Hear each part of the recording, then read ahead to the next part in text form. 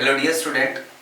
एक बहुत अच्छा न्यूमेरिकल हम लोग करते हैं थर्मोडायनेमिक्स का, जो IIT JEE 1994 में पूछा गया है।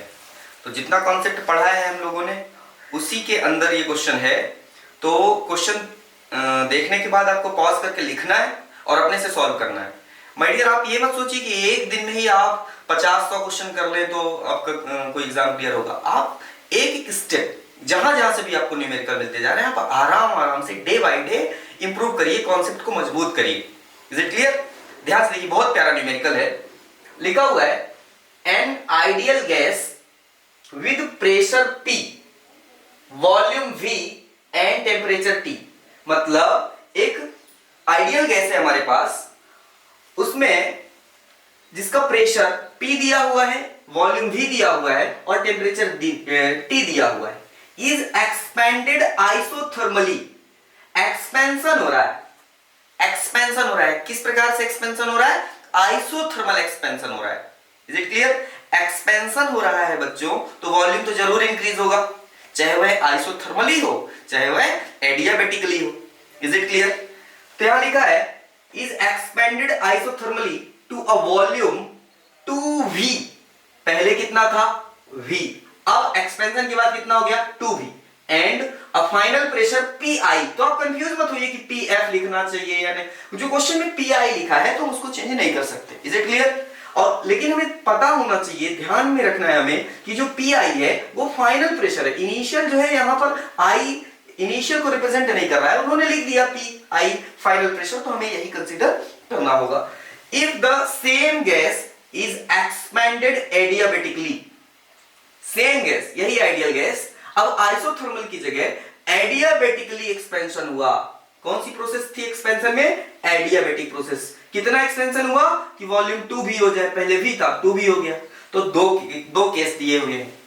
पहले हमने बोला कि एक सिस्टम है, एक आइडियल गैस का सिस्टम है जिसका प्रेशर P, टेम्परेचर T और वॉल्यूम V है।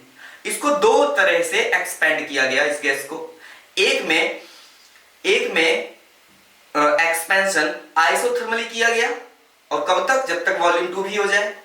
और दूसरे केस में एक्सपेंशन एडियाबेटिकली किया गया जिसमें भी वॉल्यूम 2V हो गया। Is it clear? अब देखिए, the final pressure is PA। PA base में A, किसमें? एडियाबेटिकली एक्सपेंशन में फाइनल प्रेशर PA हो गया। वॉल्यूम 2V इसमें भी है, वॉल्यूम 2V इसमें भी है, लेकिन PI इसमें और इसमें PA। मतलब जो फाइनल प्रेशर है आइसोथर्मल एक्सपेंशन और एडियाबेटिक एक्सपेंशन का, वह सेम नहीं है।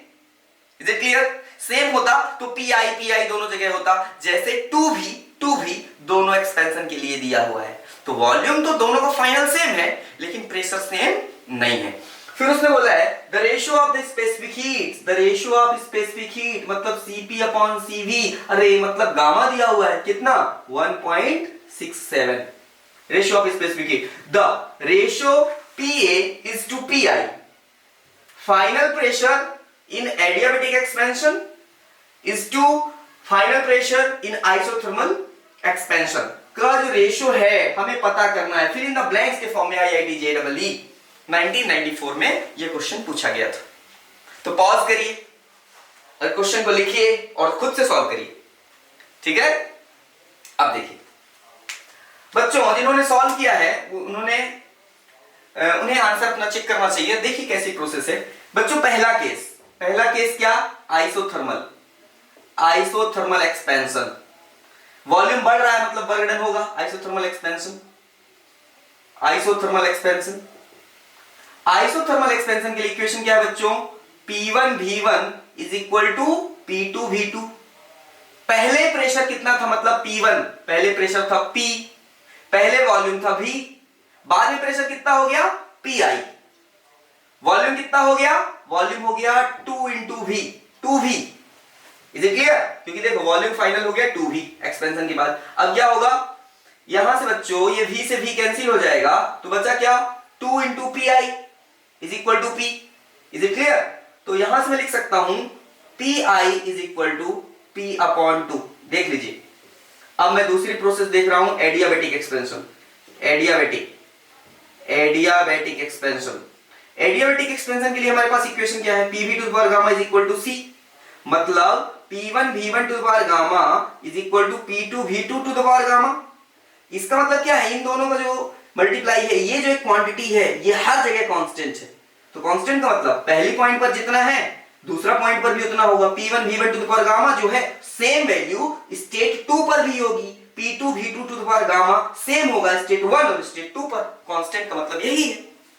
अब देखिए पहले प्रेशर कितना था, पहले प्रेशर था P, वॉल्यूम कितना था V, V1 कितना था V पहले, और गामा रख दो। P2 कितना हो गया एडियाबेटिक एक्सपेंशन में, PA हो गया, PA, is it clear, PA हो गया, यहां पर भी ऐसे लिखो PA हो गया। V2 कितना है 2V है, तो लिख दो 2V to the power gamma. अब इसको हम क्या कर सकते हैं, देखना बच्चों, PV to the power gamma is equal to PA into 2 to the power gamma into V to the power gamma. इसको ब्रैकेट ओपन कर दोगे तो इसका मल्टीप्लाई, मतलब इसका ये जो गामा है 2 की भी पावर में हो जाएगा और V की पावर में भी हो जाएगा, ये देखो। तो V to the power gamma, V to the power gamma cancel हो गया, तो बचा क्या, P is equal to PA into 2 to the power gamma. तो PA कितना हो गया बच्चों, PA हो गया P upon 2 to the power gamma. अब आपके पास इक्वेशन फर्स्ट है ये और आपके पास इक्वेशन सेकेंड है ये, इज इट क्लियर। इसको लिख लिया आपने, तो इसको मैं मिटाऊंगा।